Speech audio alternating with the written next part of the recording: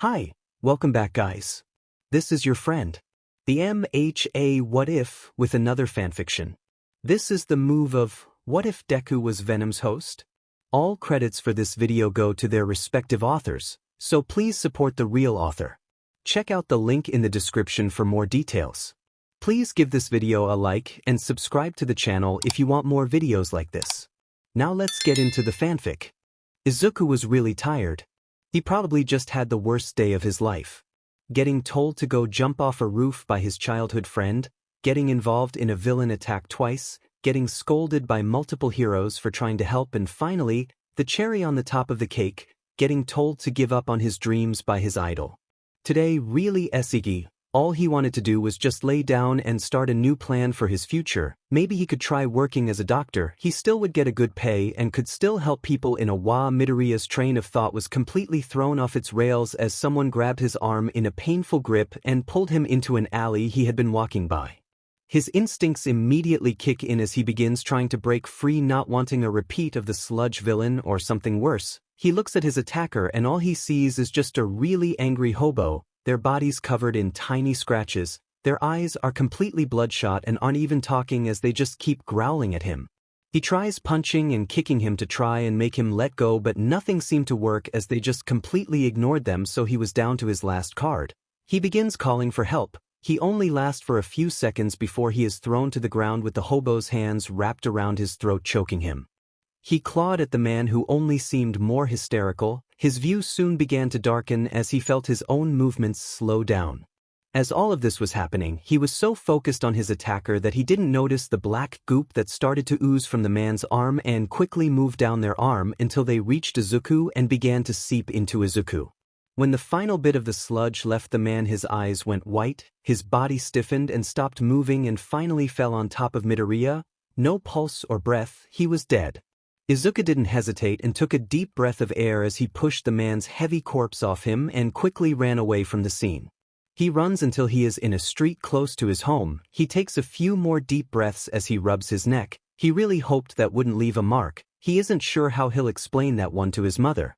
He slowly begins his walk back to his home until he is stopped by Kaken. He was yelling something at him, but Izuku was too tired to really say any of it, so he just smiles and say, "Yeah," which seems to work. He begins walking again, just wanting to take a nap, but he is stopped once again by All Might? "Young Midoriya, good thing I caught up to you. I have something to tell you." In the next few moments he would hear the words he needed the most and an offer he couldn't say no to. "Young Midoriya, I believe you can be a hero, which is why I want you to be my successor and give you my quirk." As he cried, something deep within him stirred. Something that was both surprised and quite happy with how things were going. This new host was the best one he had in years, pretty much a perfect match. He was going to enjoy it very much. It had been a few weeks since the green teen had started training with All Might. Sometimes he woke up thinking it had all been a dream, and today was the same thing he had been doing for those past few days, cleaning a trash-covered beach. The mountains of trash may seem intimidating for some people, but for Izuku they were nothing more than another challenge for him to achieve his dream.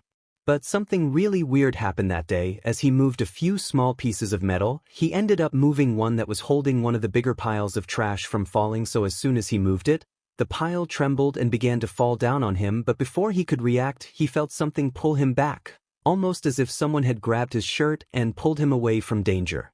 He looked around expecting to see All Might or really anyone, but he saw no one, and he was even more confused when his mentor came the opposite way in his small form. "You gave me quite the scare, young Midoriya. When I heard the trash fall I ran here as quickly as possible, but I am glad that you are okay. I didn't know your reflexes were that good." All Might seemed relieved, but Yuku was still very confused. It didn't feel like he was the one that moved, but there was no one else but them in the beach, and his teacher was too far to help. Maybe he had actually moved out of the way. Maybe he was thinking too much about it. Yeah, that has to be it. As they both moved on, they didn't notice the strange black goo that had stuck to the ground. It quickly reeled back into Izuku's back where a black mass of goo was until it slowly retreated back inside him, leaving no mark that it had ever been there. Many strange things continued to happen, but there were two that really stood out. He couldn't take it anymore. It kept torturing him, asking for more, and when he gave it what it asked of him, it only greedily for more. It was driving him crazy. That night he decided that he had enough. He stood up from his bed and walked with no problem around his house. He had it memorized since he was young. He walked closer to the door, already praying that his mother could ever forgive him. To see her own son like this, he was pathetic. He carefully pushed the door open so it didn't make a sound. He slowly walked closer to his target, the light of the moon making his green eyes shine in the darkness of the room as he stared down at his prey until he finally stood in front of her. She looked just so inviting. He slowly liked his lips as his stomach growled at him. He couldn't hold back anymore. His hands shot forward and ripped her open like nothing more than a bag. He knew that there would be a mess, but as his teeth sank into the soft meat and the taste completely took over his senses, he forgot about it all. About the mess, about the danger, about his mother. All he could focus on was his hunger. Then the light turned on. Izuku slowly turned to look at the door where he saw his mother in her pajamas looking at him confused as he was crouching holding the cold katsudon from their dinner. She then looked at the mess he had made in the kitchen after ransacking the fridge. Izuku swallowed the mouthful of katsudon he had and awkwardly smiled at his mother as he got back up. "I was hungry, sorry." After that day his mother forced him to give up the diet and begin eating more. Surprisingly, this didn't really affect his training, and it was a big surprise that he could now eat for at least 2 people. And the second one was when things got weird. He had been in the middle of an exam in class, and with how exhausted he had been from All Might's training, so his mind wasn't entirely there, but he snapped right back into place when he had problems with a history question and a strange voice whispered to him, "It's option B." He immediately looked around to try and see who just said that, but everyone else was focused on their own exams, and since he sat on the back of the class, no one could have whispered it to him. Maybe a quirk? It couldn't be. No one in his class could do that, and he doesn't think that someone from another class would just sneak in to try and help him in an exam. He's tired. Yeah, that must be it. He'll take a nap when he gets back home, but for now he chooses option B in his exam. But the day when the glass overflowed was the day he saw the men in black suits. He had been walking back from school when he saw this strange group of men in black suits walking around looking at everyone. They looked like those men in black from that movie he once saw, with the earpiece and the black glasses on, but the weird things is that his body trembled when he saw them. An irrational feeling of running away from them took over his body and his feet began to move on their own. He was taken aback and tried to take control of his body, which caused him to trip with his own feet and head face first to the floor. But before he ate ground, his hands moved on their own and stopped him inches from the ground. "Are you trying to make us look bad?" "Wait, what?" It's that voice again, and why can't he move his arms? "Because you will just get us caught. Now stop fighting." His body moves again and moves him to hide in an alley as the men in black suits walk past him, not even giving him a glance. He tries to move, but it's as if his own body is fighting against him. He looks around. Was someone messing with him? Were they using their quirk on him? Suddenly the voice answers his thoughts, sounding much more irritated. "Don't compare us to those things you call quirks. We are much more than that, stronger too." Okay. Izuku was panicking for a lot of reasons. 1, his body wasn't responding to him. 2, he was hearing this strange voice who seemed to answer to his thoughts, and 3, it was saying it wasn't a person or a quirk, which only left one question. Who are you?" he asked. The voice let out a laugh full of malice, and then a strange black goop began to seep out of him, and a part of it began to move in a snake kind of way as it slowly took form. 2 big spots of white took place at the front, which he guessed were the eyes, and then under them it split open, revealing its rows of sharp teeth that formed into a terrifying smile. The voice, this time, came from the being in front of him. "We are Venom." Izuku was seriously having a terrible time as he speed walked to his house in a panic, as he was just told that he has a strange thing inside of his body that God knows how long it has been in there, and it's alive, and it seems like some really shady people are looking for it, which now means that they are looking for him. "Do you always think this much?" And it could hear his thoughts. "That's great. Another thing for the list." Izuku opened the door to his house and quickly closed the door behind him, feeling a little more relieved as he was in the privacy of his home and those strange men couldn't get him. "Oh, they don't care about a simple door in their way. If they figure out that we are with you, you won't be safe anywhere." And the panic returned tenfold. He turned around ready to head into his room for some answers until his name was called from the kitchen. He forgot about his mom. "Izuku, is that you? How was school today?" she asked, most likely in the middle of making lunch. He froze in place. He could probably tell his mom, and then they If you tell her about us, she will also become a target? Do you want that? Oh no, that's his weak spot. As he was sweating buckets, Izuku nervously answered, Hi mom, yeah I'm back, school was fine. He hated lying, since it wasn't a good thing and because he esseeked it, so when his mom walked out of the kitchen to look at him wearing a white apron over her clothes he only panicked even more. Are you okay sweetie? You sound nervous, did something happen? Oh bless her heart for being such a kind woman, but right now wasn't the time to do this. He could feel Venom's non-existent glare on the back of his head as he was on the brink of just spilling the beans, but he swallows back his guilt and panic and tries to give his best smile as he walks to his room. Don't worry, I'm fine, it's just homework. Yeah, homework, lots of it, that's just how schools are, right? Well, better get started on it, bye. He bolted to his room and closed the door behind him with his back pressed against it. He slowly slid to the floor. Izuku noticed as Venom came back out from his arm and watched as the scary sharp teeth came out of the moving black sludge, and he felt the pressure of his eyes on him.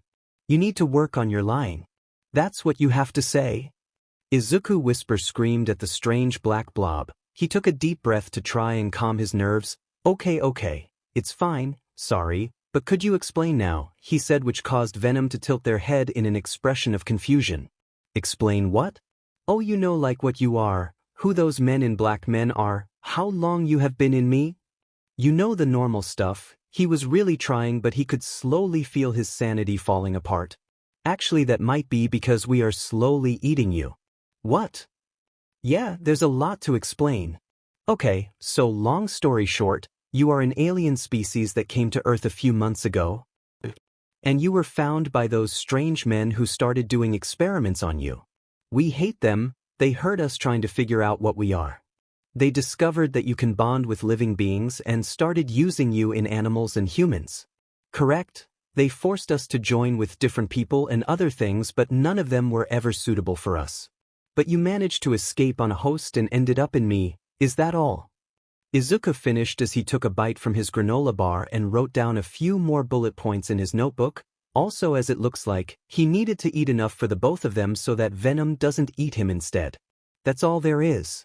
Izuku looked at his notes once more as Venom formed from his shoulder and ate the rest of the bar. Plastic wrapper included. He was a really interesting creature. As he had told him, he could increase their host's abilities, like strength and stamina, and recently quirks too, but only a few of them seemed to actually be affected and most of them were mutations. Another thing is that he can't just bond with anyone. If it wasn't correct, the host could die almost instantly, and considering that he was still alive, he takes it that he is compatible, which is pretty rare these days with the whole quirk thing changing their DNA. Who would have guessed that being quirkless was a good thing for once? Now that I think about it, you know about All Might's secret, will you keep quiet about it? He asked. His partner just scoffed. Things like that don't matter to us, and even if we tried, no one but you can hear me, and to speak to others we would still need a host who could talk to say anything.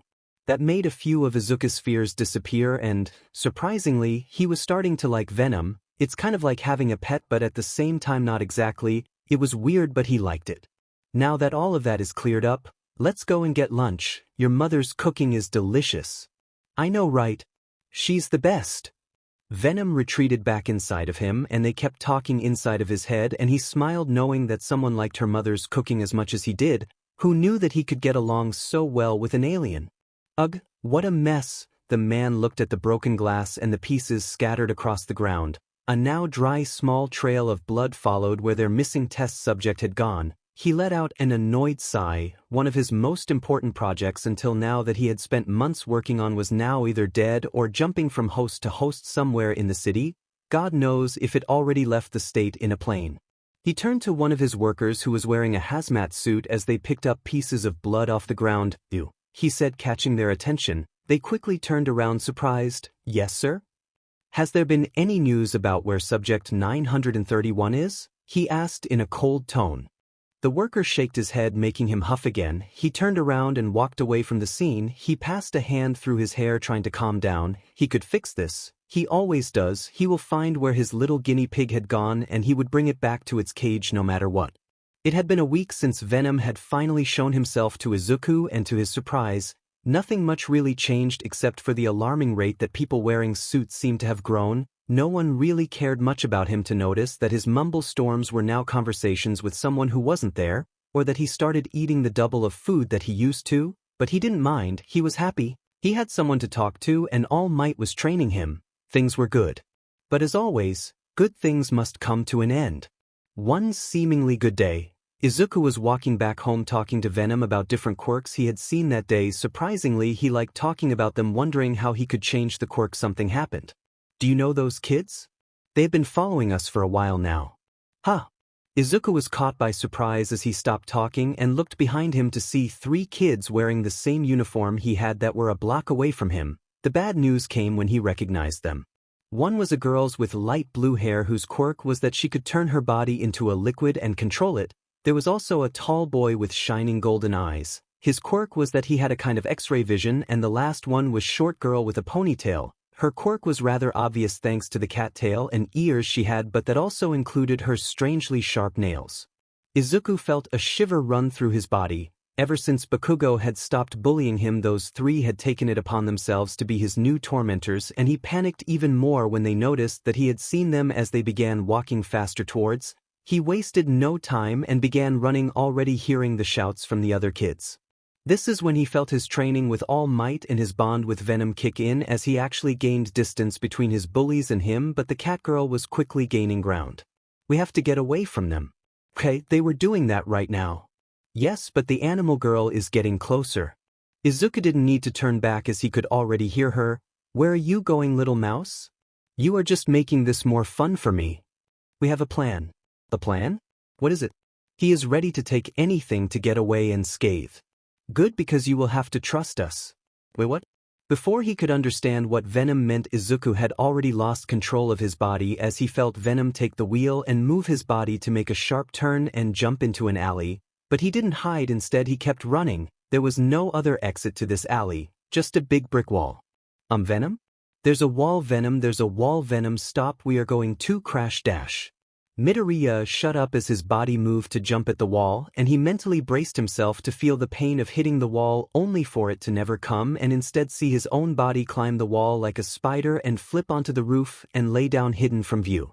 Izuku felt his body coming back to him but was too busy trying to think about what just happened. Did he just climb a wall like that? What the where did he go? Izuku heard the girl's voice coming from below and quickly placed a hand over his mouth so that he wouldn't make a sound. Those cat ears weren't just for show, as they made her an excellent listener, so he needed to stay silent. Thankfully for him, it didn't last long as the other 2 kids finally arrived, both of them confused to how he could have disappeared. They tried searching for him in the alley but quickly lost interest and finally left. Izuku let out a sigh of relief as the danger was finally gone, only for him to remember that he was stuck on the top of a house because he somehow climbed a wall without any kind of training or experience in less than 5 seconds, or at least he thinks. He wasn't counting. Venom, how did we just?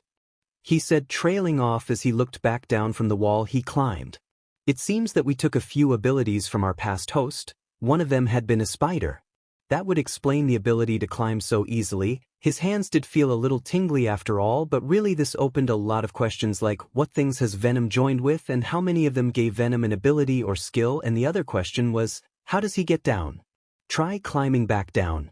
But I don't even know how we did it to climb up here in the first place, Izuku answered, a little nervous, but after looking around it seemed like climbing down was his only option since there was no kind of ladder around. He took a deep breath and looked at the ledge.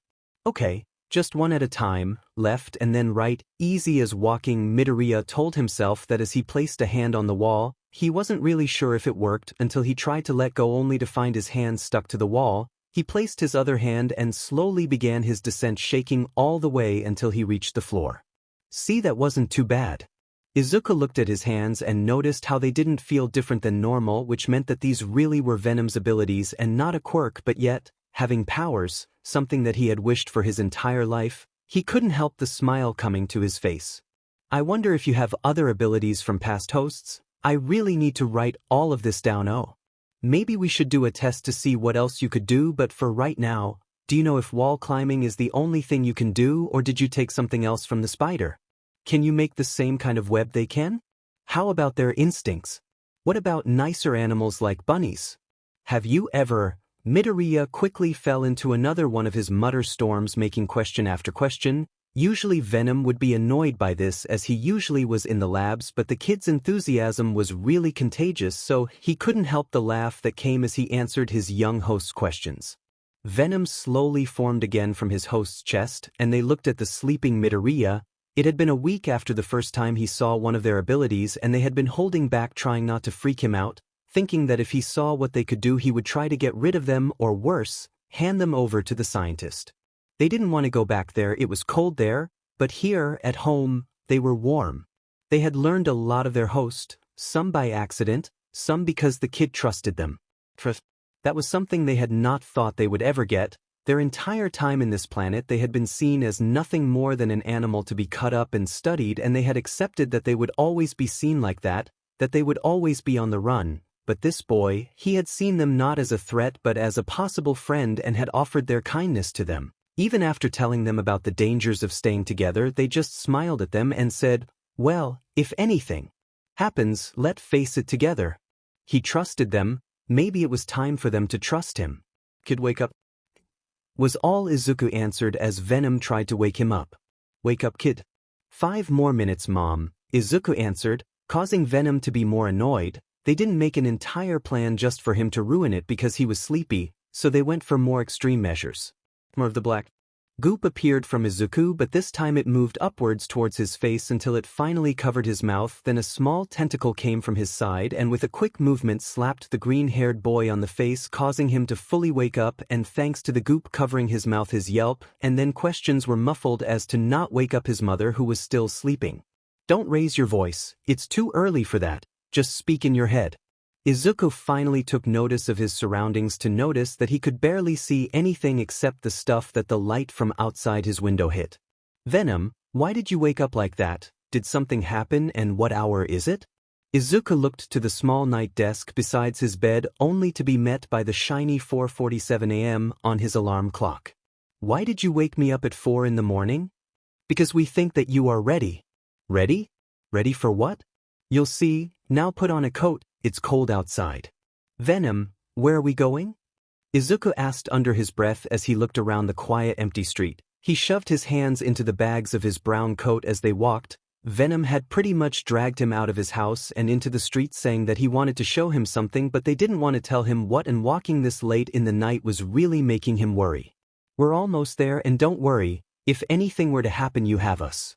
Well, he is happy to know that Venom would keep him safe if anything were to go wrong, but he was still nervous about something going wrong, and really anything could go wrong even more at this time of the day, and who knows if there were WNY heroes on the zone to come and help, and even with Venom's help who knows if he could even defend himself, so it would end up with him running away just like he had been doing at school. Thinking back on that made him feel bad. He was being trained to be a hero by All Might and he was still running away from his bullies at school. It was good exercise, but he couldn't help and feel like a coward. As Midoriya went on the rabbit hole that were his thoughts, Venom took this opportunity and took control over his body and made him walk the correct direction to where their location was without him noticing. This was a normal thing that usually happened when Izuku was too nervous. He would end up spiraling into his own head, nitpicking everything and making him space out, and Venom had counted on this happening so he could keep the surprise, so he moved the young boy's body to open the door of the building. He had paid attention that the owner of the place never locked it, so he decided that this would be a perfect place to start. They walked the stairs leading to the roof of the building. It should be tall enough to gain enough speed and momentum, and if Midoriya could adapt fast enough, this would end up being a lot more fun than they first thought. The thing that snapped Midoriya off his trance was the sudden cold wind as they opened the door to the roof of the building. What the? Venom, why are we here? It's the surprise. I am surprised, but what are we going to do here? He asked, looking around the roof. It was a little dirty, but there wasn't like a present or anything, it was just an empty roof. Then from behind him he heard the loud sound of the door closing. He whipped around to see the retreating tentacle from Venom that had come out of his back and had closed the door behind him. Venom? Izuku asked, even more confused and a little concerned. Don't worry, you said you wanted to see what we are capable of, so we shall show you. Out of nowhere, Venom took over again his body as they began running closer to the edge. This only helped in making Izuku panic. Venom? Venom, what are you doing? Do you trust us? I do, but what are you dash? Izuku tried fighting back for control only to cause himself to trip, and instead of jumping as Venom had intended, they were now falling to the ground at very high speeds without any kind of control as Midoriya screamed. Okay, change of plans, just hold on. Izuku could feel the air rushing past him at an alarming speed. His coat had flown off at some point during the fall, leaving him feeling as his body was cut by the freezing air. He then felt Venom taking over him, forcing his body to turn his back towards the quickly approaching ground and instead forcing him to look as the black mass that was Venom began spreading across his body almost like strands of silk as they covered his entire body, and he couldn't help closing his eyes as it covered his. Open your eyes. Izuku quickly opened them, expecting them to be covered, only to find that his vision was fine. He looked at his own body, only to find it not with the clothes he had been wearing before, but instead some kind of black suit with lines covering it. Now this is what we are capable of. Venom moved his arms to point forwards, and his hands did a sign where his middle fingers were down and his index finger and pinky were up, and suddenly 2 strands of some black material shot from his wrists, quickly flying to the nearest building. The world seemed to slow down as Midoriya watched what could be his last chance at survival fly through the air as he hoped that they would soon connect, the ground getting closer and closer by the moment. 1 second. Come on. Come on. Please. 2 seconds. Even if he wasn't looking, Izuku could still feel the ground beneath him approaching. Would it hurt? How long would the pain last? Would anyone find him? Would anyone miss him? What will happen to Venom? Stop thinking that. You will not die. 3 seconds. Now. Now. The moment they felt the strands connect to a wall, the world seemed to speed up again as the adrenaline rushed through Midoriya's body and his heart jumped out of his chest. They both put all of their strength into their arms and pulled as hard as they could. This caused Midoriya's body to stop falling but instead begin a long swing. It had been low enough for him to barely touch the ground with his feet, only to get swung back up into the air where for only a second he stayed in the air before landing on the side of a window with surprising easiness and with the same powers as he stayed stuck to the wall. He looked at the window not to find his face, but his body covered in a black suit with white lines covering, almost seeming to move. His head was also covered, but where his eyes should be, instead of holes for him to see through, he found the very familiar complete white eyes of Venom. This is what we can do, Midoriya. Izuku was breathing heavily, not because he was tired, he was far from it. He was actually finally coming down from his adrenaline rush, so he finally began to feel his body trembling. He began climbing up the wall to reach the roof and not fall once again. When he finally made it, his legs gave up instantly as he fell on his chest. He noticed the suit retreating back into him, leaving back in his normal clothes. He laid on the ground, taking a deep breath from that terrifying and exciting experience. Venom, he said. Yes, Midoriya? Next time, please just tell me what you are planning instead of throwing me off a building. Noted. One more. Izuku said as he looked at the small empty soda can in front of him. You really are excited by this. Of course, why wouldn't I? Your powers are amazing, Venom, and I guess… Izuku suddenly became really flustered. I guess I'm getting a little carried away about having powers, you know, even if I am just borrowing them from you. Venom didn't like that last part. They were aware of how badly their host's self-esteem was, so this time they decided to act. Also because they still felt a little bad from the whole surprise incident. Venom formed from his hand, moving it closer to his face. Kid, while we are with you, our powers are also yours. You aren't borrowing them from anyone. They are yours and yours alone. They finished by lightly bumping their foreheads together, making Izuku laugh a little. Thanks, Venom. Now let's focus. Izuku turned to look at the can once more and he stretched his arm, making the same sign they had done that night, and just like before, a thick black string of web shot from his wrist, hitting the can and sticking to it. He then grabbed the string and pulled it back, making the can come towards him and quickly catching it. We can say that I finally mstread it, right? Izuku said, putting the can in the trash bag beside him. They were training in Dagobah Beach again, but this time without All Might, since they didn't want the pro hero finding out about Venom. Want to practice web swinging? Maybe another day. I want to start out with the basics first. Izuku actually didn't really want to do web swinging since he was still nervous from what had happened the first time, and he would be more comfortable doing when he gets the hang of his other abilities like the ones they had been practicing that day. As it turns out, most of the abilities that Venom had were from animals, spiders in specific for some reason, those being wall climbing. He was as flexible as professional gymnasts, shooting webs from his wrists and something he had decided to call spider sense. The first two were easy to understand, but the last one had been an interesting find. His first encounter with it had been small. In the kitchen while making lunch with his mother, he felt a tingling sensation come over his body and it felt as it was pointing to his mother telling him to move, so he quickly grabbed her arm and moved he back just in time for one of the cabinet's door to fall right on where she had been standing.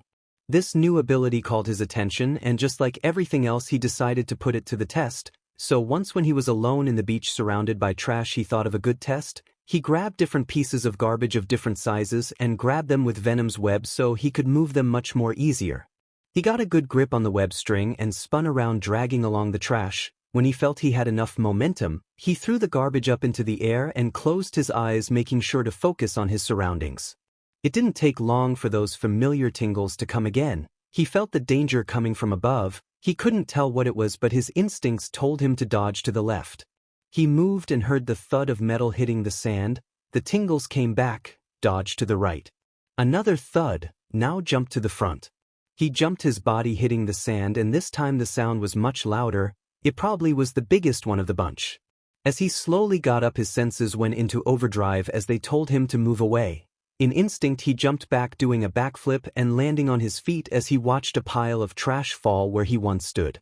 Back into the present, Izuku and Venom had practiced almost all of their abilities. The only ones they had yet to train were the web-swinging. Izuku still gets shivers thinking about that, and the suit.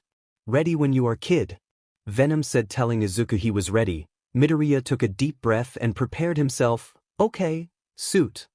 When the words came out, Venom had already gotten to work as the black substance covered his body, only taking a few seconds to fully cover him.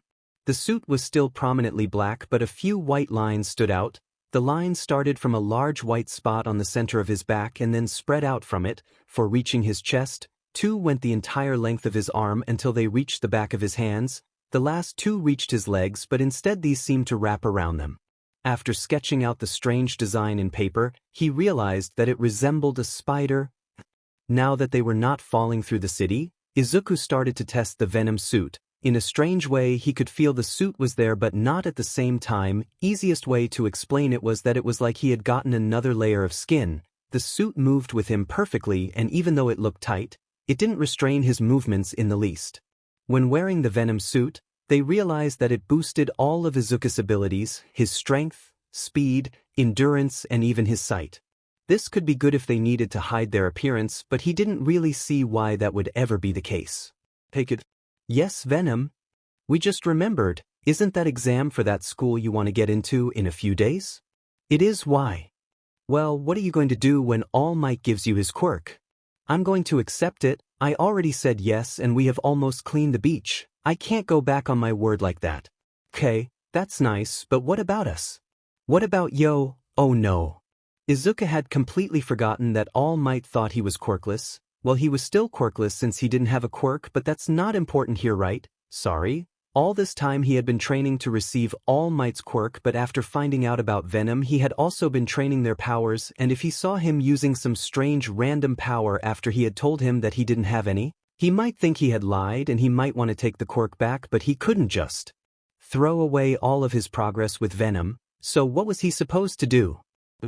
"I can't believe I didn't think about this. What are we going to do?" Izuku asked his companion who also seemed to be trying to find an idea. There was always the option of lying to All Might and taking the quirk, but Venom, you said that you could only affect mutation quirks or those with a physical manifestation, right?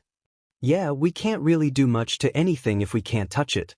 "Well, All Might said that his quirk was a really strong strength enhancement quirk, meaning that you shouldn't be able to affect it, right?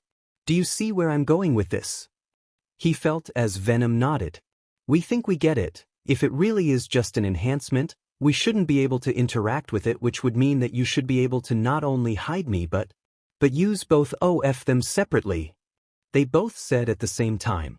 This was perfect. If they were correct, Izuku would be able to use the quirk and Venom as two completely different things, thus he could keep quiet about Venom's existence and not cause any suspicion.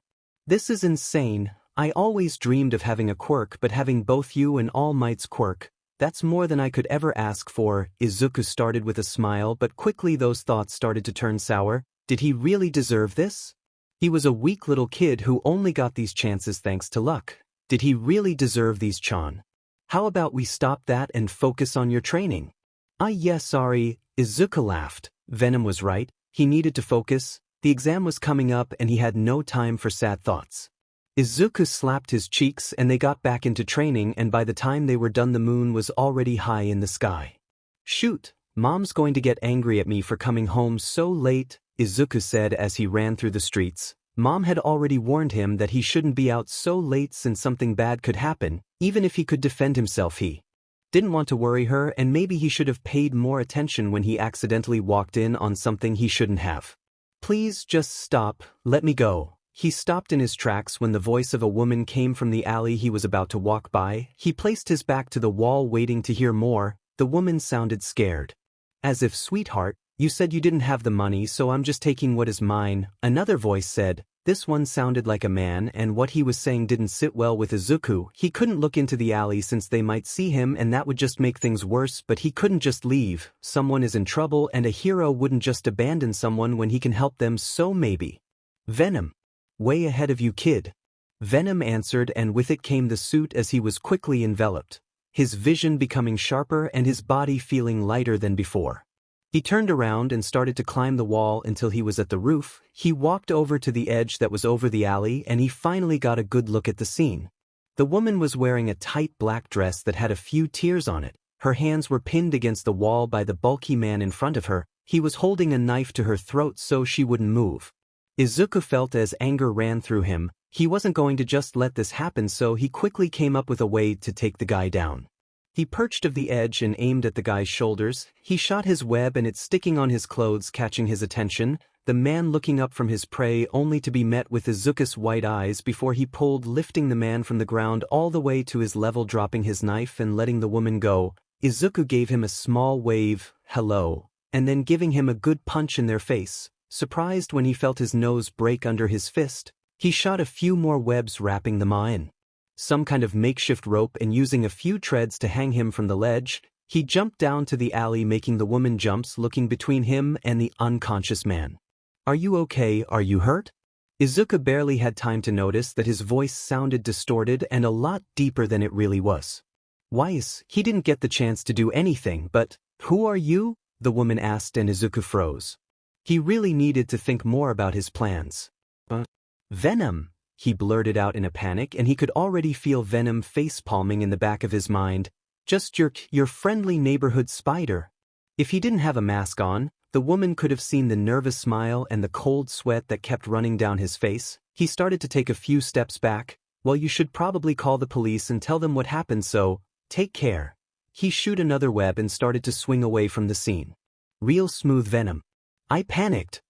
As the woman watched the young vigilante swing through the city pulling out her phone, she made a quick call to the police, but after that she made one more. Boss, I think I got our next big scoop. Izuku woke up with a small headache, probably a bad sign, but he would just ignore it. Yawning, he muttered, Good morning, Venom. Morning to you too, Venom. Izuku groaned, Are you going to keep teasing me about it? I already told you. I panicked. For the past 2 days after their first accidental act of vigilantism, Venom hadn't stopped teasing him about choosing their name as their vigilante name. You bet we are. Now let's get down there and show the food who the boss is. Izuku chuckled at Venom's comment. They were much more relaxed since it was a weekend, so they didn't need to worry about school or any other bullies, and it even was his off day for training, so he didn't need to go to the beach either. Not like there was much trash anymore. He looked at himself in the mirror and scratched at the bandages in his left arm. He had gotten stabbed by a guy when he tried to stop a drunk fight. He had gotten lucky to have convinced his mom that it had been a small accident from cleaning the beach. The only thing that convinced her was that the wound didn't look as bad as before thanks to his enhanced healing factor. Izuku didn't really want to do more stuff as a vigilante, but Venom had a surprising way with words, but thinking back on it, he convinced himself. I can't believe we just did that, Izuku said, laying at his bed having come back from saving that woman in the alley. He felt both proud and panicked. He had stopped a crime, but oh god, that was illegal. What is Using your quirk without a license, if you aren't a registered pro you can't fight villains, that's considered vigilantism and that's illegal. Venom, we broke the law, he said, covering his face with his hands. But we didn't. Venom said again, sounding confused. Venom, we saved a woman from getting assaulted, we used our powers to take a man down, we used a fake name to hide our identity and just left. That's vigilantism, he tried explaining. Okay, we did all of that but we didn't break any law. You said it was by using quirks? I'm not a quirk. But he was right, Venom isn't a quirk. That was one of the first things they established, and Izuku was quirkless so he really could use his powers to stop a crime. That's a loophole, such an obvious loophole. Izuku didn't have a quirk, Venom isn't a quirk, so in theory, they couldn't do anything about him.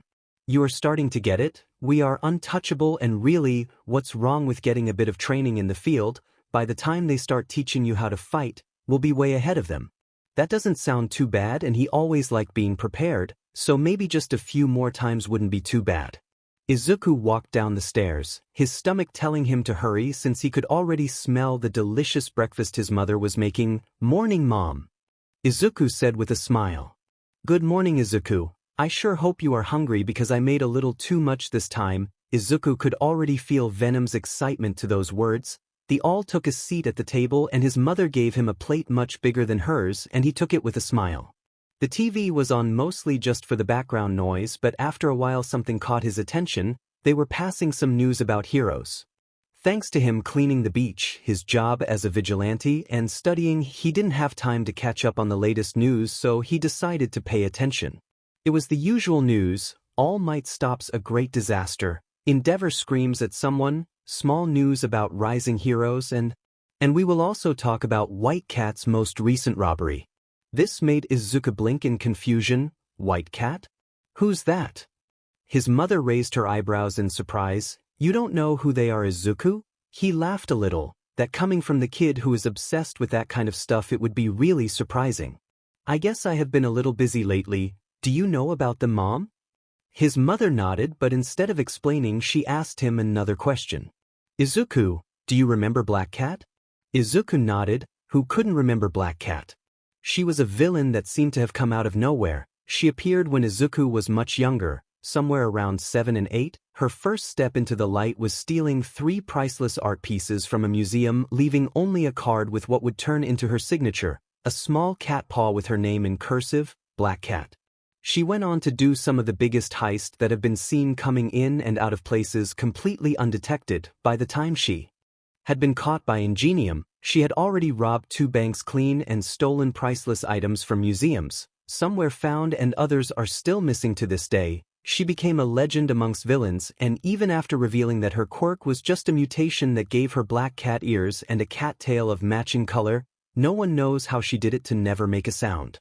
Well, this White Cat seems to be doing the same thing she did back then, stealing museums and banks with almost the same tactics. Some are saying that they might be their secret kid just taking up the mantle. Izuku looked at the screen as his mother finished.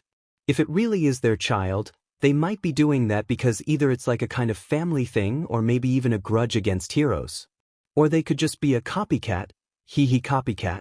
Izuku rolled his eyes at Venom's accidental pun and instead decided to continue eating his breakfast, but again, the television caught his attention when a familiar face appeared on the screen. Since we are on the topic of up-and-coming stars, we are also going to talk about a new vigilante that has started making the rounds these days. Your friendly neighborhood spider, Venom. Izuku choked. He started coughing, feeling the food going the wrong way from the surprise. Izuku, are you okay?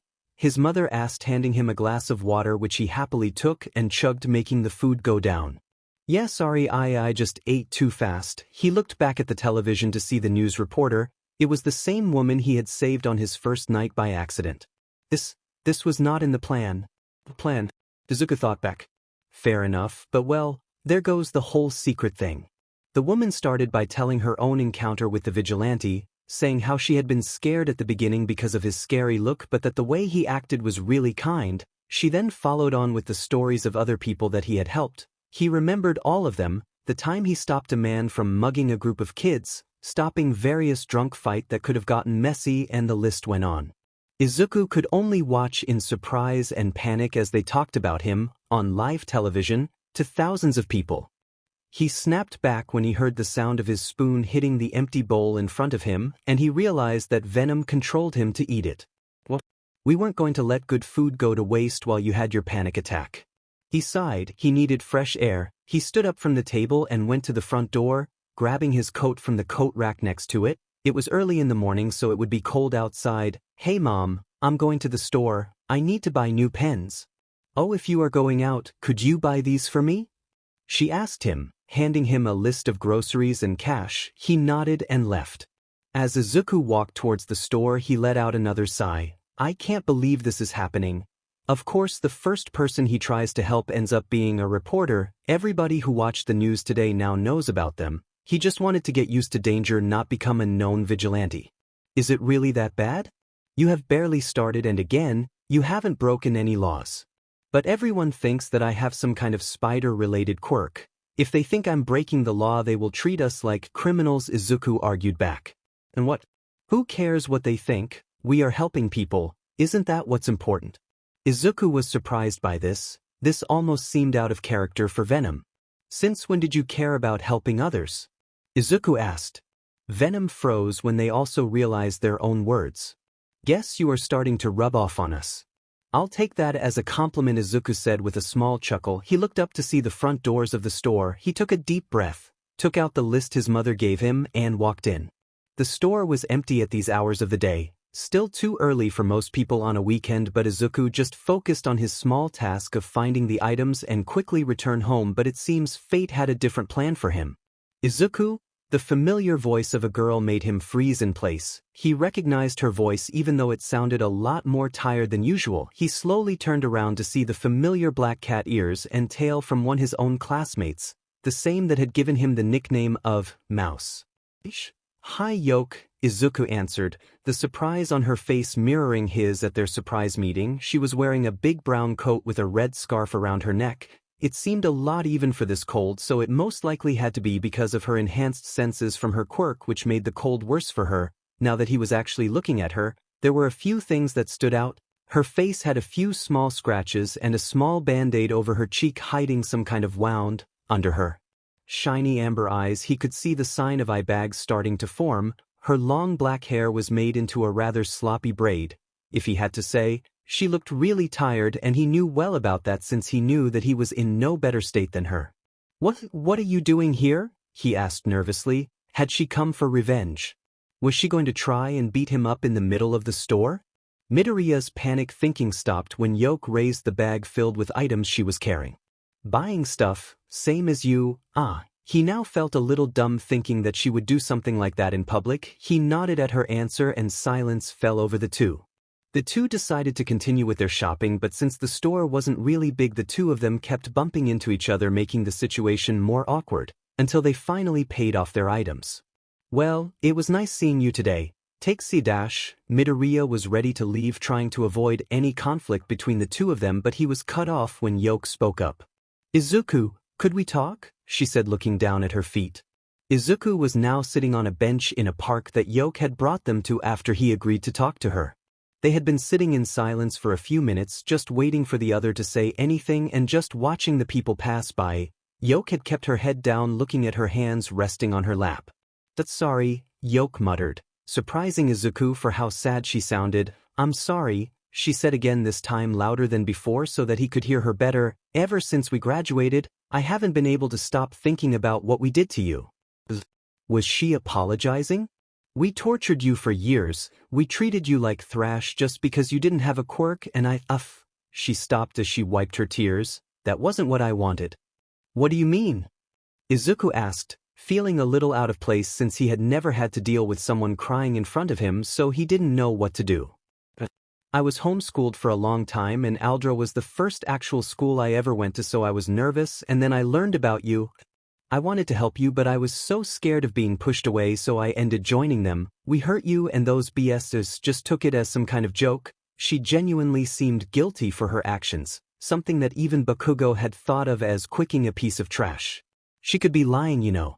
Venom suddenly said, making Izuku jump a little. They hadn't said anything until now, and their thoughts weren't entirely wrong. In the past, Some of his bullies would dare each other to see if they could trick him into being friends and then abuse his trust, but right now, not a single one of them had cried or told him about themselves to him before, and what could Yoke gain from doing that since they already left school? Fine, but if it turns out that she is lying, we won't hesitate to bite her head off. Izuku shivered at Venom's threat. He knew that they took those very seriously, so he hoped for her physical well-being and his psychological one, that she isn't lying. I can't say that I'm not angry about the things you guys did to me, but it does make me really happy that you wanted to apologize and we aren't in Aldra, so Izuku took a deep breath, stood up from the bench and stood in front of Yoke with a nervous smile and a stretched out hand. How about we try again? I'm Izuku Midoriya. Nice to meet you. Yoke looked at him in surprise for a few seconds before she started to laugh, her tears falling freely now. She answered Izuku with a bright smile and grabbed his hand. I'm Yoke Minami. I'm happy to meet you, Izuku. Sir, we may have a lead on subject 931. An older man wearing a butler's outfit who was carrying a folder filled with papers spoke, the tension in the office almost palpable as a cold sweat ran down his neck. His boss was standing up with his back turned to him as they looked out their window to the city with a drink in hand. Their boss turned slightly to look at them, a dangerous shine in their hazel eyes. Do you now? Well, spit it out already.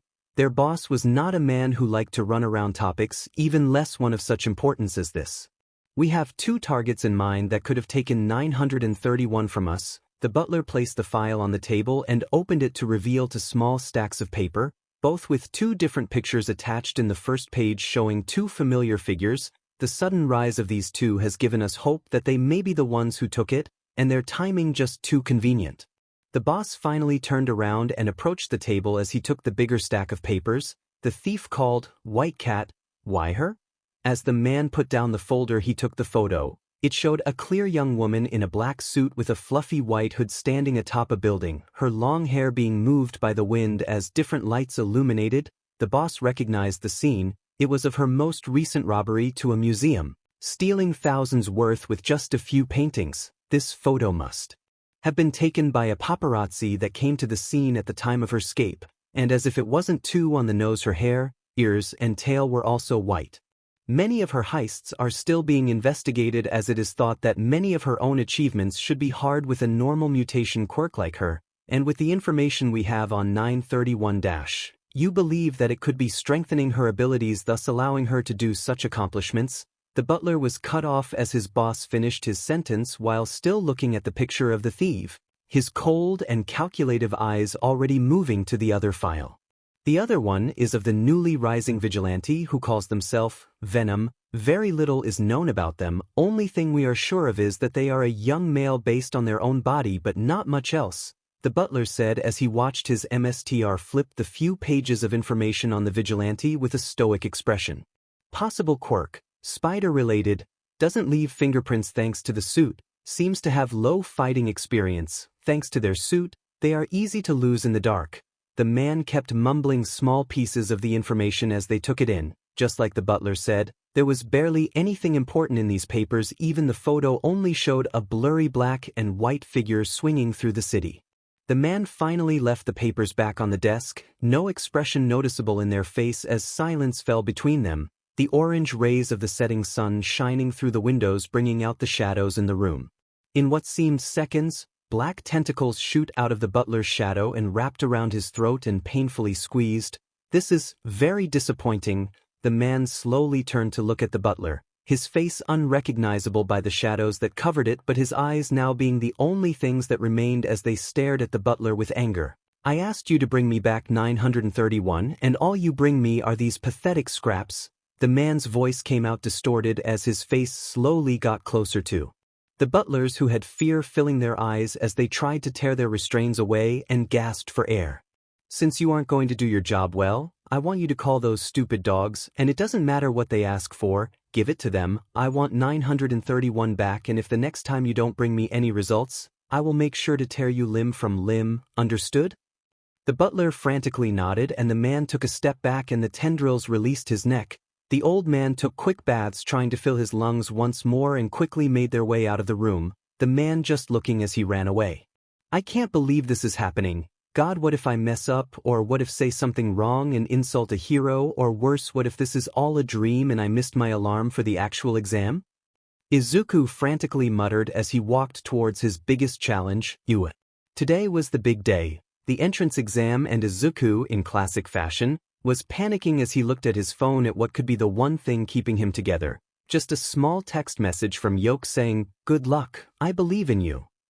After their talk a few days ago, she had insisted on trading numbers so that they could stay in contact since they didn't know if they would see each other again, and she had told him that she would also have her own entrance exam today, but she didn't tell him where she was entering, just dismissing it as not as important as his. She knew he wanted to enter UA since that dream had been used to make fun of him back then, but she actually encouraged him to do his best.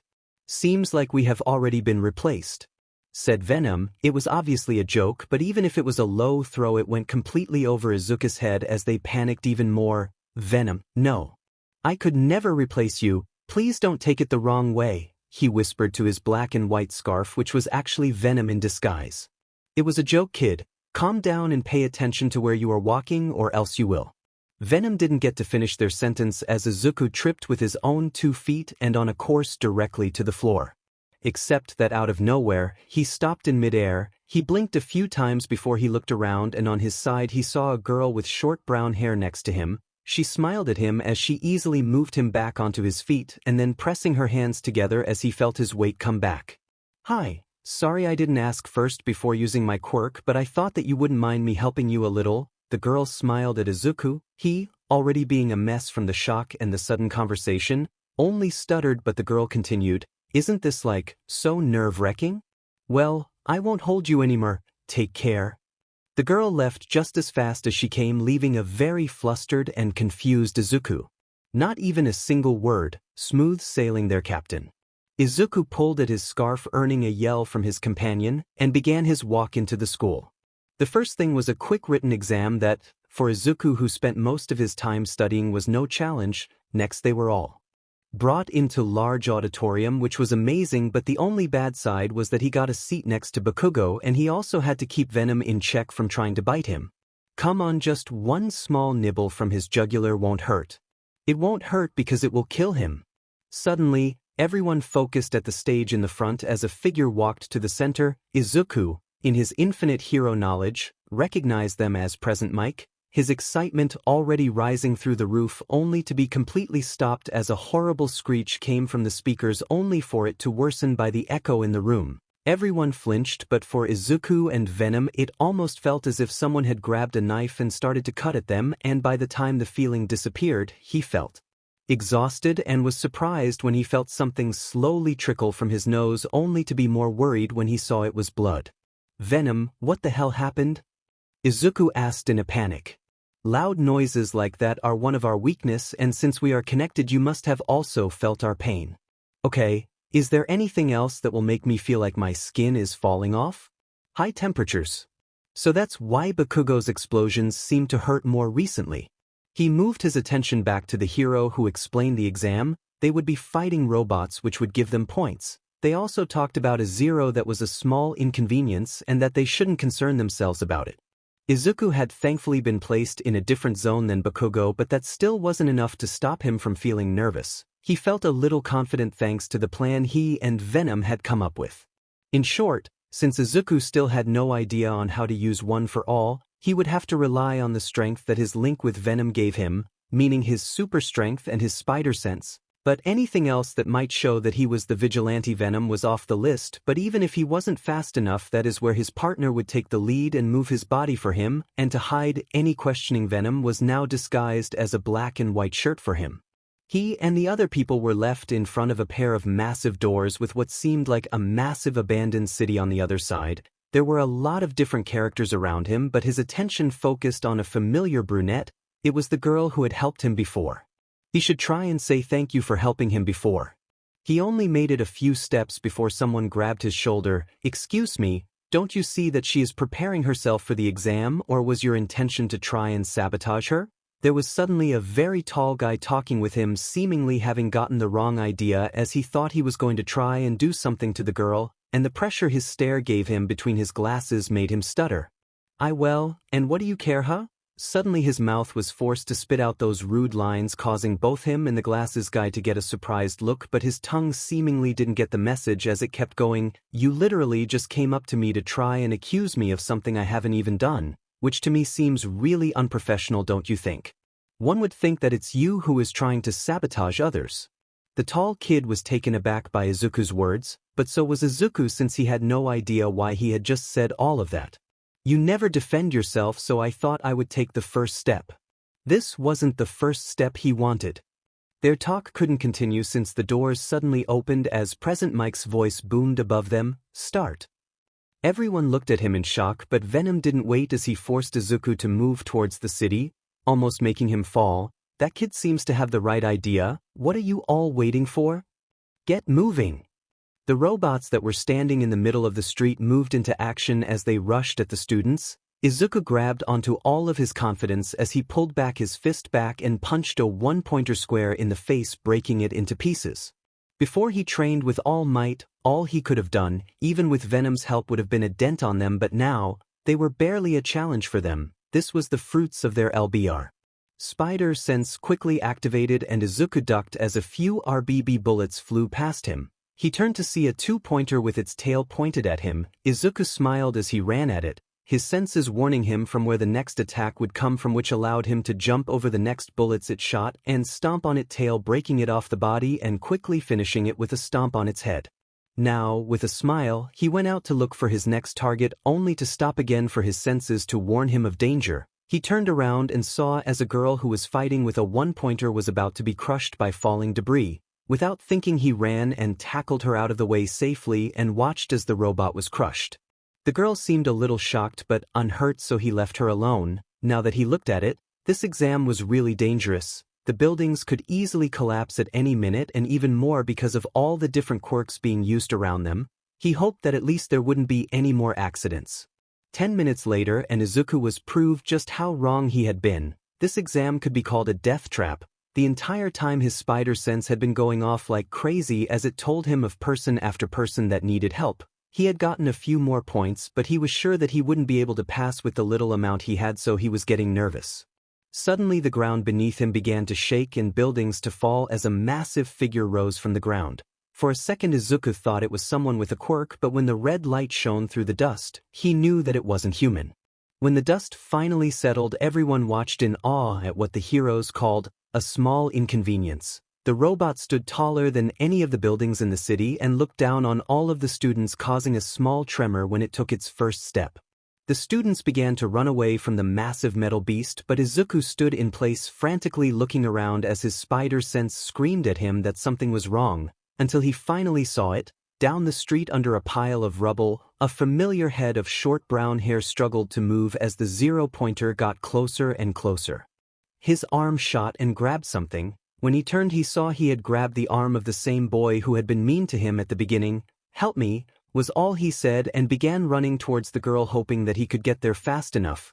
The other boy was confused even more so when he felt the death grip. He had his arm but seemed to understand what was happening when he saw the girl. As soon as they got close to her, they began moving the rubble off her, only to see that her leg was bleeding. "Can you walk?" Izuku asked, but the girl just shook her head. He looked at the boy with glasses and saw that his leg had some kind of tubes coming out of it. If they were what he was thinking, then they might have a chance. He grabbed the girl into a bridal carry and passed her on to Glasses. "Boy, get out now, I'll buy you time."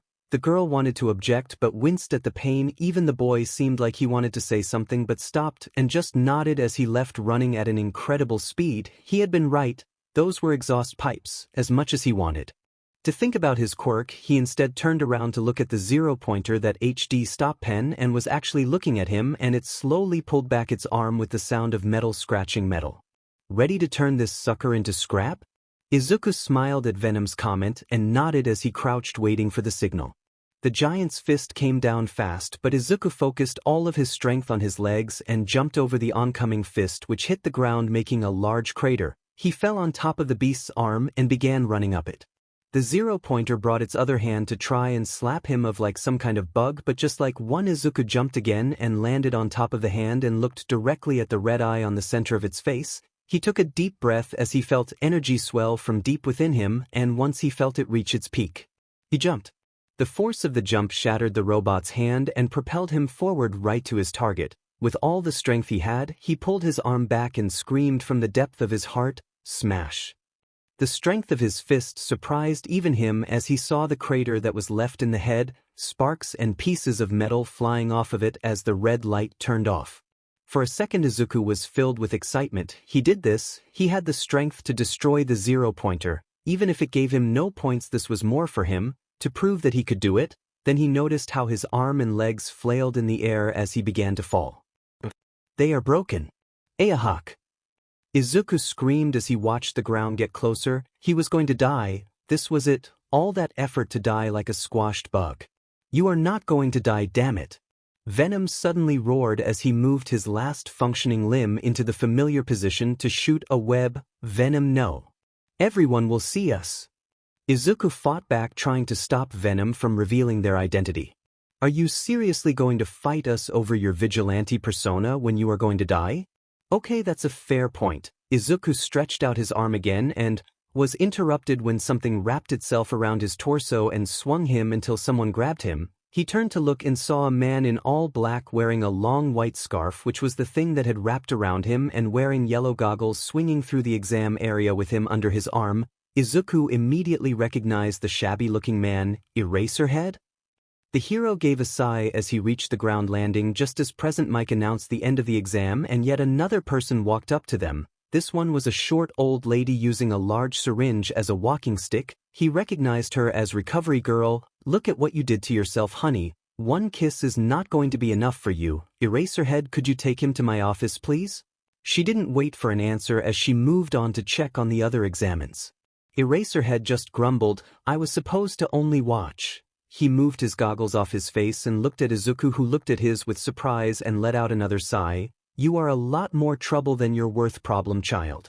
Izuku took a deep breath of the cold night air. With his Venom suit on, since he had just finished doing a few rounds around the city, sitting on top of buildings and watching the sleeping city he called a home had become one of his favorite parts of his vigilante job. It helped keep his anxiety in line, and right now he really needed it.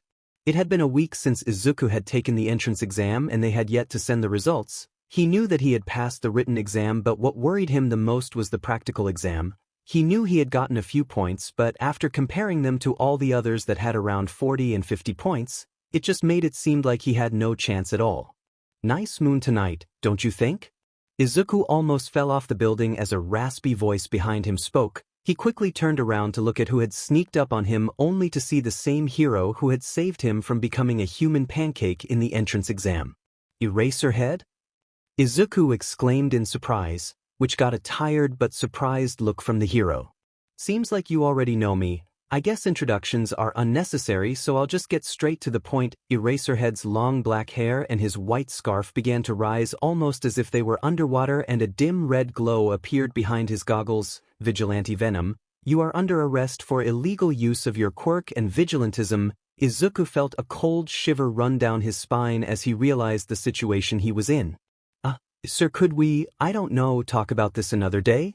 It's just that I'm waiting on a really important letter and going to jail would be really annoying," Izuku said as he raised his hands and took a few steps backwards, getting closer to the ledge.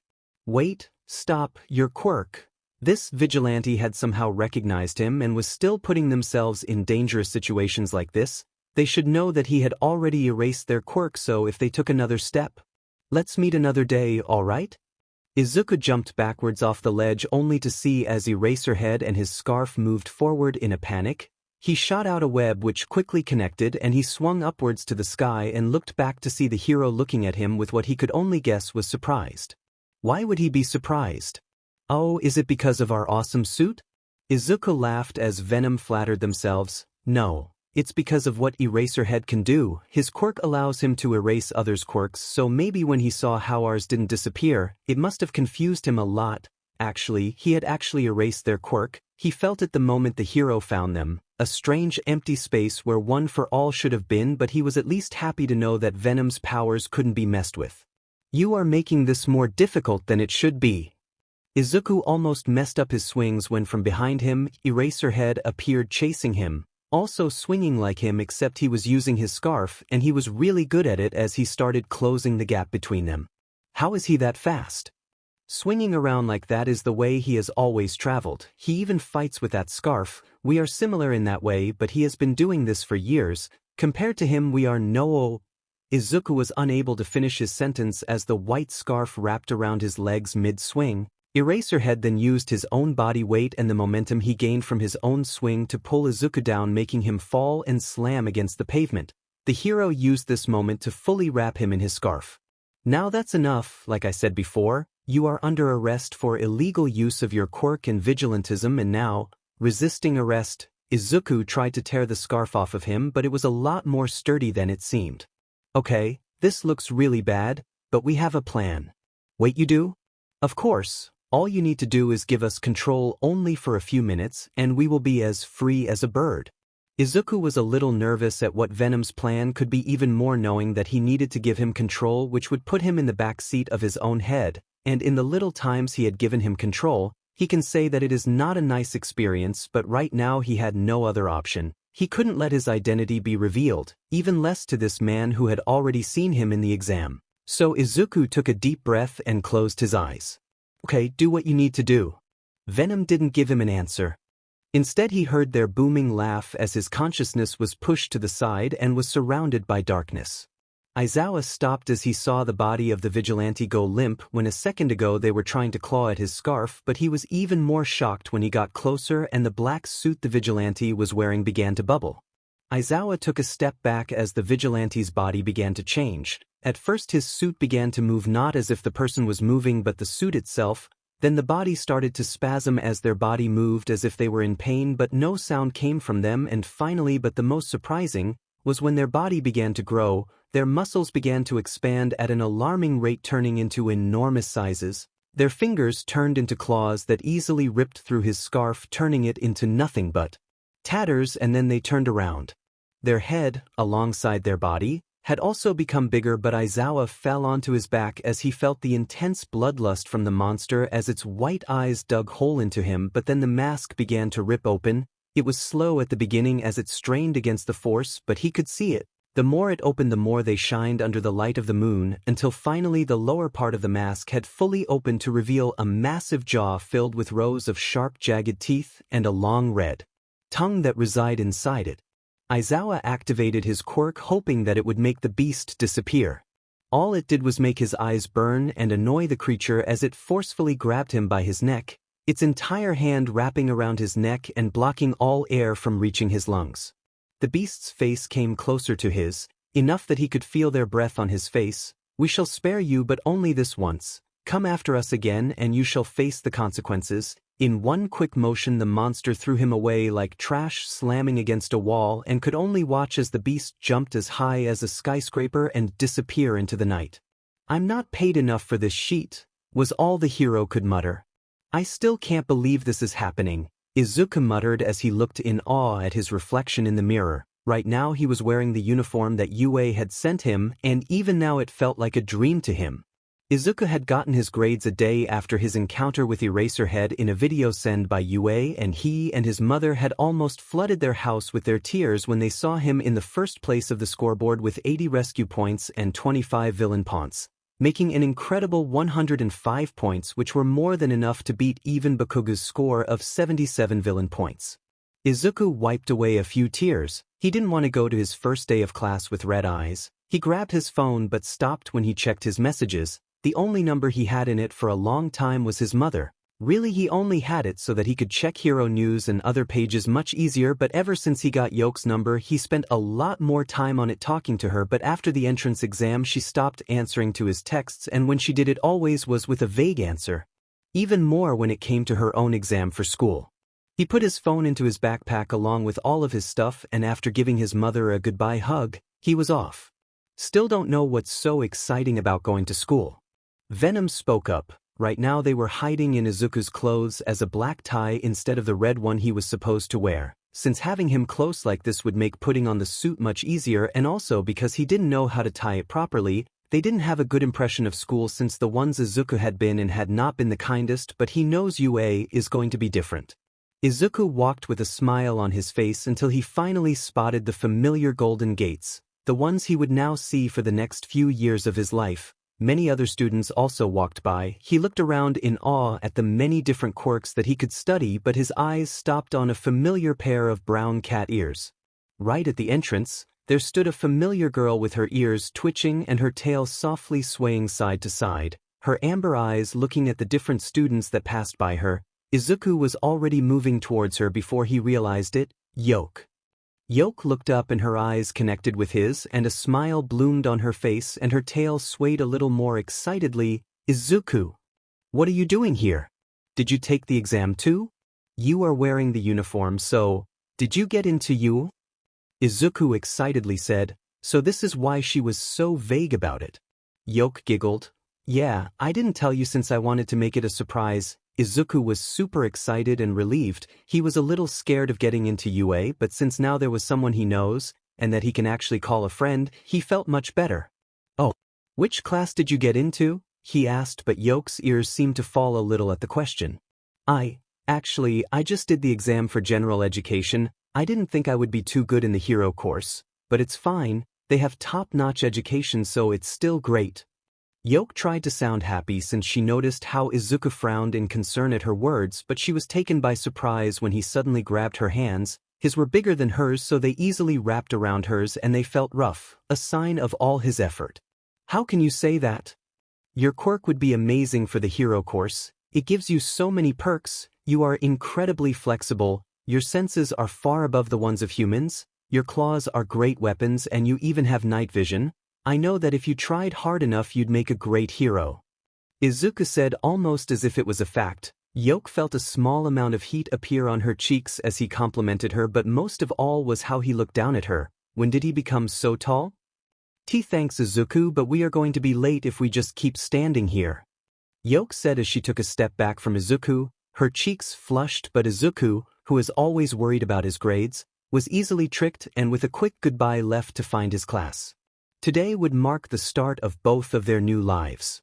Izuku waved Yoke goodbye as they both walked to their different classrooms. He followed the instructions that had come in the letter of his admission telling him where his classroom was exactly, and when he saw the towering door that was twice his height he couldn't help but feel a little nervous. Did he have any classmates that were that big? Will he get along with any of his classmates? What if they don't like him?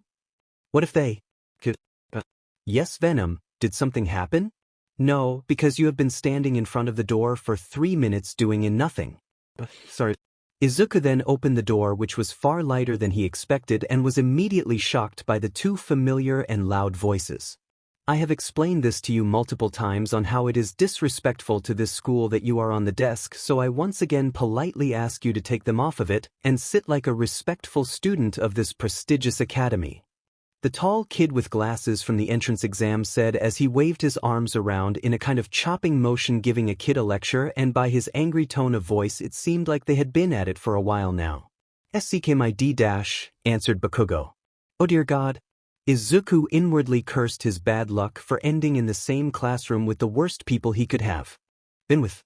In an instant all the eyes in the room turned to look at the person who had opened the door. Some seemed to light up with recognition and surprise, but meanwhile the one that worried him the most were Bakugo's, as they instantly filled with anger as he took off his feet of the desk to then stand up and scowl at him, small sparks beginning to pop in his palm. Izuku instinctively took a step back, knowing full well how much his explosions hurt and burned his skin. You little biggie, how in dare dash? You are the kid from the exam. Man, you were so cool back there. Hello. Mon cher ami, you were like a shooting star as you took down that mechanical beast. Of course not as dazzling as me. Bakugo was suddenly cut off when 4 people dashed between the two of them and they started talking to Izuku. He was completely stunned, but when he looked at them, they seemed strangely familiar and he couldn't help but ask, "Sorry, but have we met before?" One of them, a girl with pink skin and yellow horns, started to laugh. Right, you probably don't remember us? You actually helped us all at the exam, real heroic on your part. The name is Mina Ishido, by the way. Mina smiled as she happily stated. Name's Kirishima, Ejiro Kirishima, don't forget it. A boy with sharp teeth and spiky red hair followed. Hello, my name is Pony Tsunatori. Nice to meet you, a girl with horns in her head said in rough Japanese, which didn't do much to hide her American accent. And you also have the honor to meet me, the shiny Yuga Aoyama. A boy with blonde hair that for some reason smelled like roses said as he smiled while striking a pose. Izuku suddenly remembered these people. He had helped Mina when 3 robots had cornered her, he had pushed Kirishima out of the way preventing a stray quirk from hitting him. He remembered that he had helped Aoyama move to a safer zone when he began to feel bad from overusing his quirk, and he had pushed Pony out of the way of some falling debris that could have crushed her. He didn't stay long with them after checking they were okay, as he moved to either help someone else or try and get some points, but now, knowing that they were safe and that they had even made it into UA helped him relax and smile. I'm Izuku Midoriya, nice to finally talk to you guys. Behind them Bakugo was watching them all in confusion as he was stunned that anyone wanted to talk to that quirkless nerd, and his confusion only rose more when he heard how the weak Greenette had somehow helped them, but soon it all gave way to his anger as he was about to yell at them to move when another voice piped up, this time from outside the classroom. It's you, the kid with green hair. Izuku turned to look at the familiar short girl with brown hair that approached him, and he couldn't help but smile when he saw that she was fine compared to when he saved her from the zero-pointer. What a coincidence that we are in the same class. Oh, what is going on? She asked when she saw the group of people in front of the door. Kirishima and Mina shared a glance before she said, let me guess, he saved you from something in the exam too? The brunette girl gasped in surprise, you too? Yeah. Izuku here actually helped a bunch of people, like a real man, Kirishima said, putting an arm around Izuku, who didn't know how he was supposed to react to the entire situation. Oh, your name is Izuku? Well, I'm Ochako Uraraka, she warmly said with a smile. I am Izuku Midoriya. The others finally introduced themselves, and when they finally stopped their introductions, Bakugo was finally ready to scream at them when yet another person spoke up, but this one didn't sound like a student. I hope you all know that this is the hero course and not some place for you to make friends. When the rough and tired voice spoke up, Izuku froze in place, having already heard it before and knowing very well who the owner was. He slowly turned back to look at the tired man but froze in shock when he saw how Eraserhead was covered in bandages, almost covering all of his face, making him like a mummy. Are you all going to stand there all day or get into your seats? Aizawa's cold words were more than enough to snap everyone from their surprise and quickly get into their seats. Bakugo reluctantly does the same. Meanwhile, Izuku is slightly panicking as he looks down at his feet, trying to not look at the hero. Venom answers, faking ignorance, even though Izuku could clearly feel the slight panic they were feeling.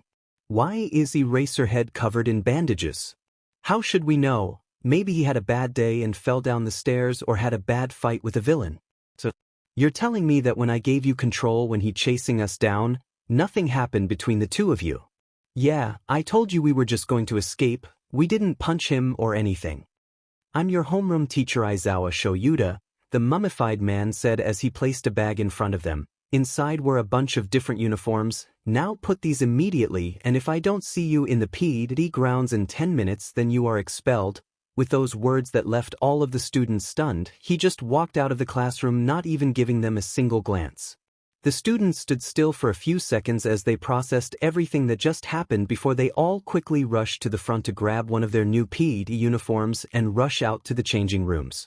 Meanwhile, in another part of the school, and so we welcome all of our new students to this new year in UA, and we shall watch your growth as not just your teachers but as those who paved the way for a brighter future for all of you. With those last words, the principal Nizu finally got off the podium with the help of ectoplasm.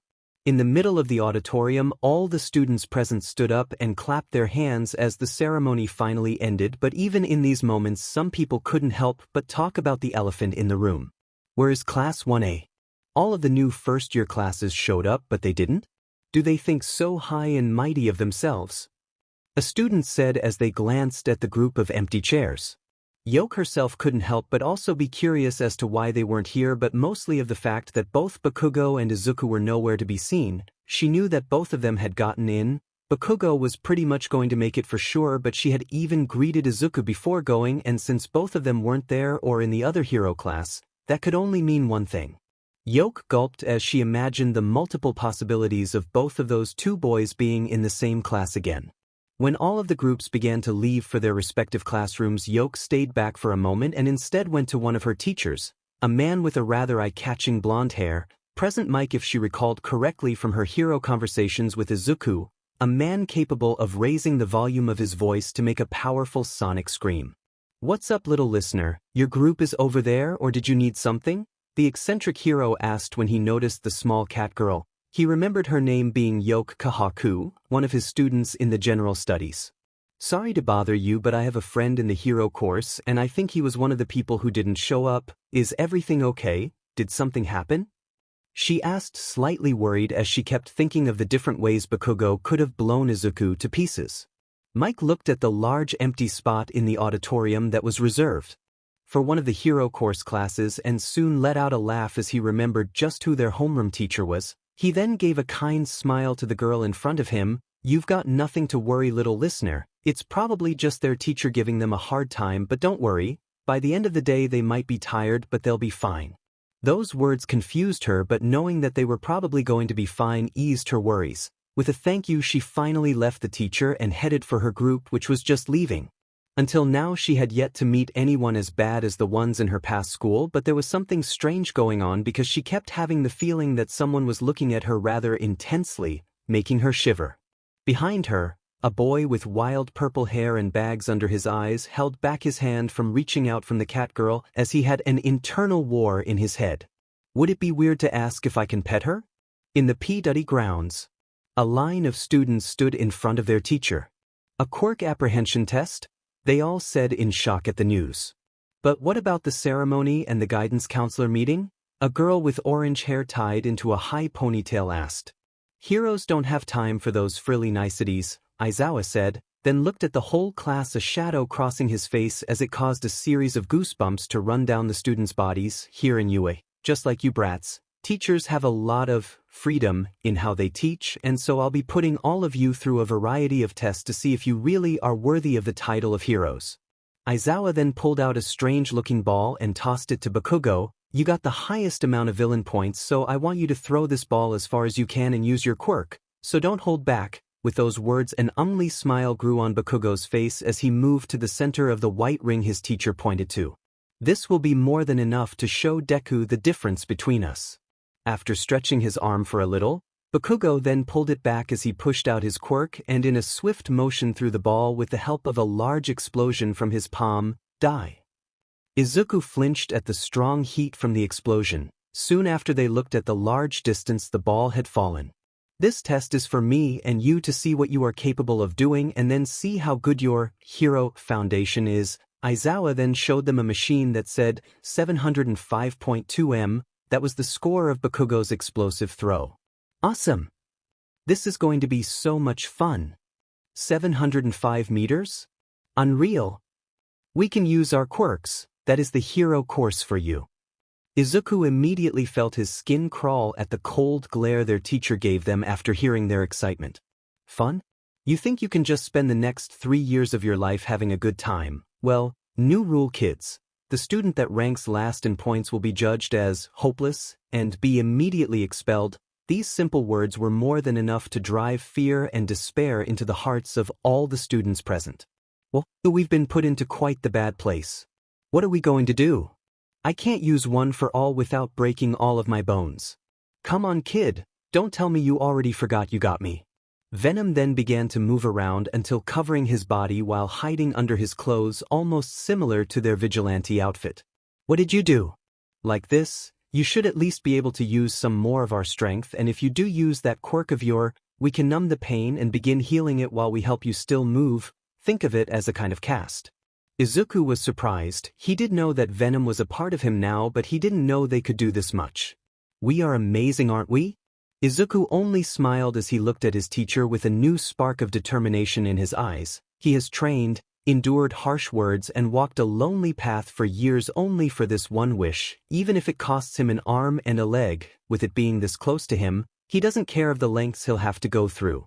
The first test was the 50-meter dash. Many of his classmates did rather well, some having quirks that helped them a lot and others who had to improvise. When it came to his turn, he grimaced when he saw that the person he was going against was Bakugo, On the other hand, he had spent years studying his quirk, so in a way, he already knew the different things he could do. He might go all out in a single strong burst, or if he somehow managed it, he might make explosion come out of his feet and use that, but seeing how he is still wearing his shoes, that is probably not an option. Another could be that he uses multiple smaller explosions to push himself forward as a kind of boost. Having already thought of all possibilities and getting rid of the ones less likely to happen, he decided that with Venom's help, he'll go all out. When both of them got to the starting line, Izuku ducked as he noticed Bakugo putting his hands behind him, most likely using the multiple small explosion strategy. Okay, Venom, you ready to numb my left leg? Pulling the familiar feeling of one for all from deep within him, he brought it forth into his left leg, which quickly started to buzz with energy. Both boys waited with held breath for the countdown, Bakugo sending angry looks at Izuku, who was more focused on controlling his power. Izuku took a deep breath. Sparks began to come from Bakugo's palms. They too took a deep breath and go. Both blasted off. Bakugo's palms ignited in seconds, but unlike one large explosion, these were smaller, yet they were enough to send him forward, but in an instant he was blown aside by an even larger explosion that caused a large smoke cloud to cover the beginning line, which surprised everyone, but their shock didn't end there when they saw the green missile that quickly flew over the track. 2.04 seconds, the machine at the end of the track answered the moment Izuku flew past it. Sadly, they had not planned for the landing as they crashed against the floor and rolled for a few more seconds as they clenched their teeth from the pain in their leg that slowly disappeared into only a few pins and needles. Izuku slowly got back up, his clothes covered in dirt, his left leg trembled a little, but thanks to Venom already healing it and his extra support, he was able to stand and move with a slight limp.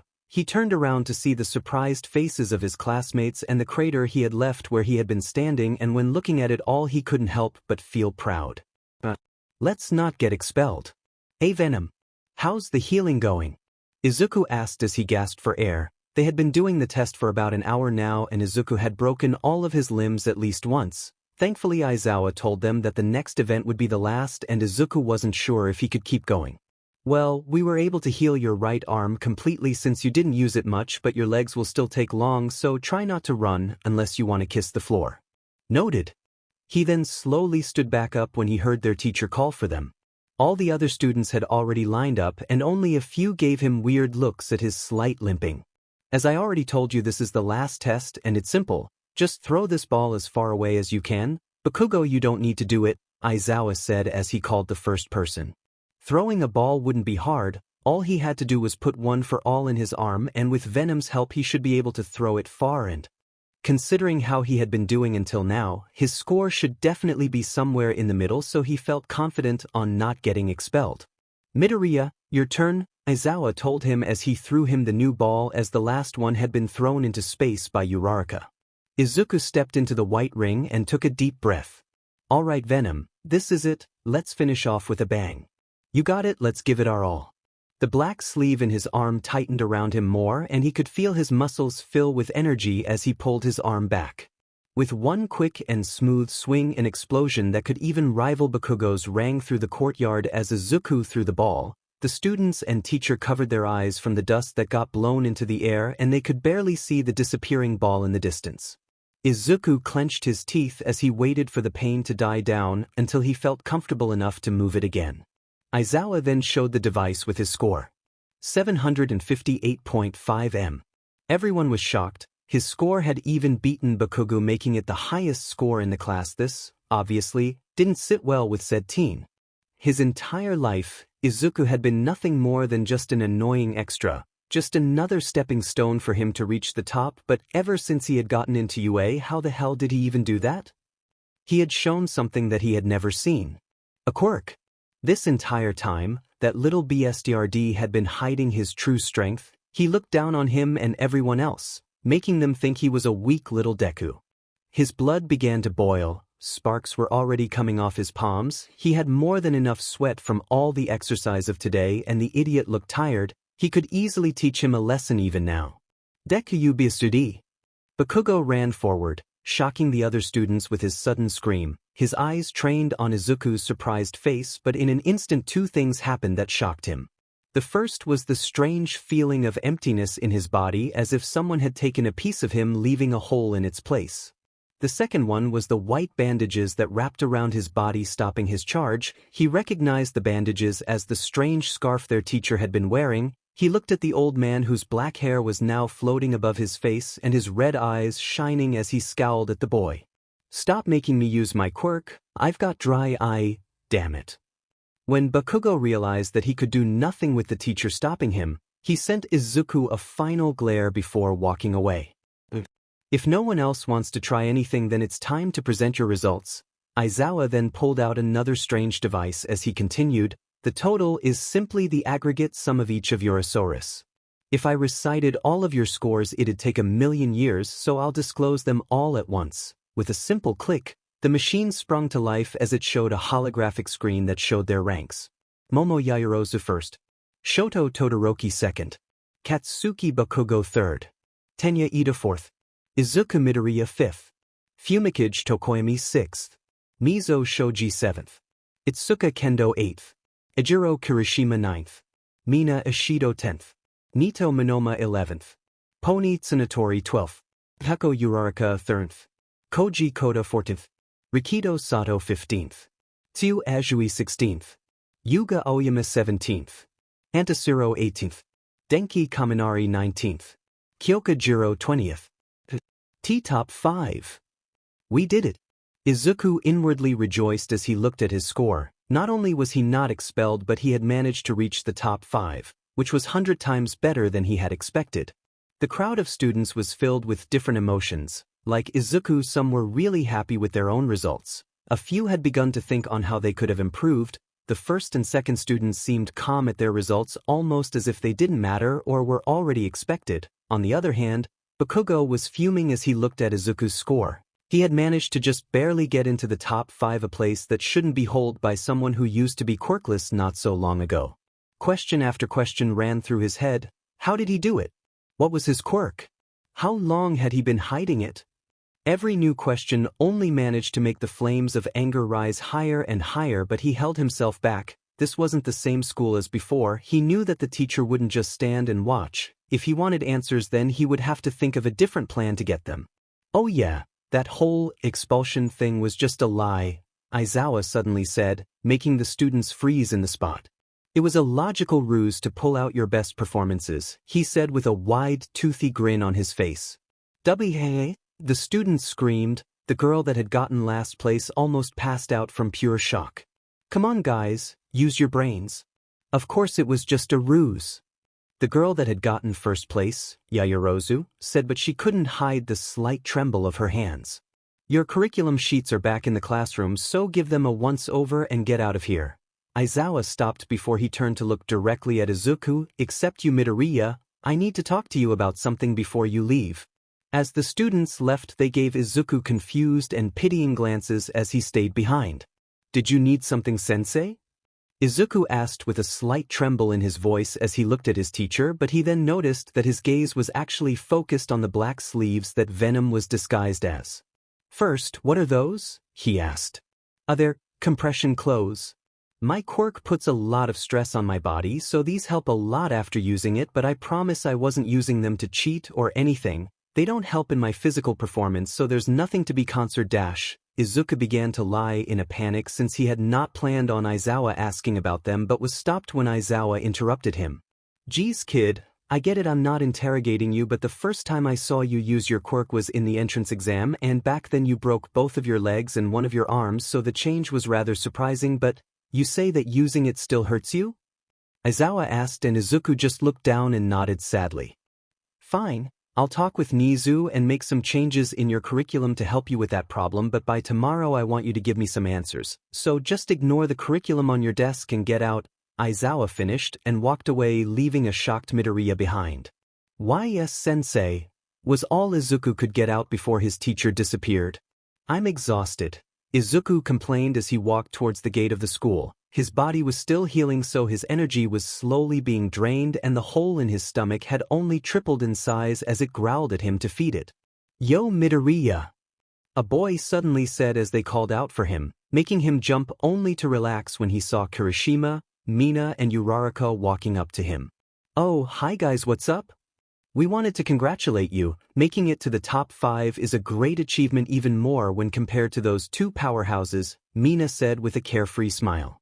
"Yeah, you did really amazing back there. The way you went boom or swoosh, or when you sent the ball flying, I almost expected another infinity symbol to show up," Uraraka excitedly said. "Izuku!" A new voice suddenly interrupted them, and they all looked at the new face. It was Yoke, who was looking at the group with her head slightly tilted. "Hi Yoke, sorry I took so long," Izuku said, and then looked back at his classmates. "Oh right, these are some of my classmates," Izuku happily said with a smile. It was his first time introducing people to a friend, so he was really happy. "Really? Well, it's nice to meet you all. I'm Yoke Kahaku, one of Izuku's friends," she introduced herself. The others also introduced themselves before Mina changed the subject to something she had been thinking about. "Hey Mito, what was up with Bakugo? He pretty much tried to attack you in the middle of class? Do you two know each other?" "Yeah, I was wondering the same thing. Really unmanly, trying to hurt one of his classmates," Kirishima added. "So you're in the same classroom with him again, huh?" Yoke said, looking at Izuku, who only scratched the back of his neck. She sighed as she looked at the others' curious expressions and began explaining. "Both of them do know each other. We all went to the same middle school where Bakugo bullied Izuku for the 3 years we spent there, calling him names like Deku and a lot of other stuff." Izuku really wanted to intervene and say that it wasn't really that bad, but in the past few months both Venom and Yoke have been doing their best for him to understand that what happened to him wasn't good, but even then he still thought that Bakugo was a good person. "Man, that's so unmanly," Kirishima said as he crossed his arms. "Tisich, I hate bullies like him," Mina frowned. "So he was insulting you the whole time? What a nasty guy," Uraraka said as she pouted. After talking and hearing Yoke badmouth Bakugo for a while, they all finally went their own ways. Izuku and Yoke walked back since their homes were in the same direction. Since she was already caught up with what had happened in his day, Izuku asked how her own classes were. "Well, it was definitely not as exciting as yours. The entrance ceremony was just the usual stuff, but did you know that the principal is an animal? Couldn't even tell what kind." Her eyes then lit up as she seemed to remember something. "Oh yeah. I think I made a friend." "You think?" Izuku asks. "Yeah, he's a little awkward and shy, but I think he likes me. I'll introduce him to you tomorrow. You've always been better at talking with people than me." "Well, if you trust me that much, I'll try not to disappoint you." The two of them continued until they finally had to go their separate ways. The next day came faster than one could think, as the classes officially started, making a few students look twice at the surprisingly normal classes that were being given by famous people all around the country. At one point Izuku was stopped by Aizawa and finally given his new curriculum. "Private training?" he asked. Not much was changed, but a few of his hero studies had been replaced by some kind of training. "You have a lot of power, but you don't know how to control it, and that could be a danger to you and other students, so you are going to be training with me to try and reach a level in which you can control it and not hurt yourself," Aizawa simply explained, and in all honesty, it made sense. He needed to practice with it, and he couldn't break his bones in the middle of battle or rely just on Venom and pass out in the middle of the fight, so this was the best option. At noon, they went and gathered at the Grand Mess Hall to eat food made by a renowned chef for cheap. Izuku was expecting to end up eating lunch alone like he used to do, but was surprised when some of his classmates called him over, and he ended up sitting in a table with Kirishima, Mina, Uraraka, Pony, Ida, and Itsuka. But what surprised him the most was when Ida apologized to him. "Midoriya, I wish to apologize for my behavior the last time we met." "What?" Izuku was really confused, as they had not even talked yesterday.